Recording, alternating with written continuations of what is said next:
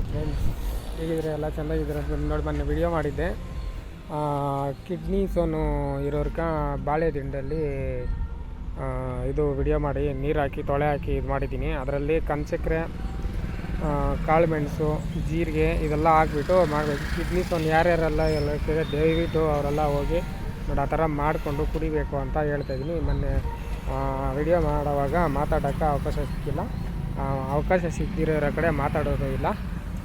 ನೋಡಿ ಬಾಳೆ ದಿಂಡು ತೋರಿಸ್ತಾ ಇದ್ದೀನಿ ನಾನು.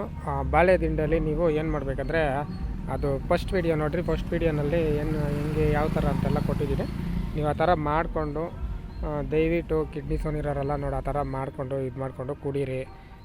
ನಾನು ಮೊನ್ನೆ ಹೇಳೋದು ಮರ್ತೋದೇನಿದ್ದೀನಿ, ಅದರಲ್ಲಿ ಸ್ವಲ್ಪ ಕೆಲಸ ಇತ್ತು. ನೀವು ಈಗ ಇದು ನೋಡಿ ಅಷ್ಟೇ, ಏನಿಲ್ಲ, ಸಿಂಪಲ್ಲು. ಅದನ್ನು ಕಡಿದ್ಬಿಟ್ಟು ತೊಳೆ ಹಾಕ್ಬಿಟ್ಟು ನೀಟಾಗಿ ಕಾಳು ಮೆಣಸು ಒಂದು 7-8 ಕಾಳು ಮೆಣಸು, ಕಲ್ಕಂಡ ಅಂದರೆ ಕನ್ಸಕ್ರೆ ವೈಟ್ದೇ ಇರಬೇಕು.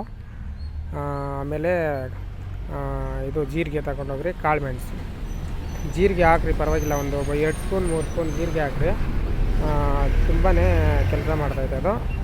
ಒಂದು ಅಡಿಯಷ್ಟು ಹೊಡೀರಿ, ಒಂದು ಅಡಿಯಷ್ಟು ಹೊಡೆದ್ಬಿಟ್ಟು ಅದರಲ್ಲೆಲ್ಲ ತೋರಿಸ್ಕೊಟ್ಟಿದ್ದೀನಿ ನೋಡಿ ಲಾಸ್ಟ್ನಲ್ಲಿ ಹೆಂಗೆ ಹಾಕಬೇಕು ಏನು ಅಂತ. ಆ ಥರ ಮಾಡಿಕೊಂಡು ದಯವಿಟ್ಟು ಯಾರೇ ಆಗಲಿ ಈ ವಿಡಿಯೋ ನಿಮ್ಮ ಫ್ರೆಂಡ್ಗೆಲ್ಲ ಶೇರ್ ಮಾಡಿ, ಲೈಕ್ ಮಾಡಿ.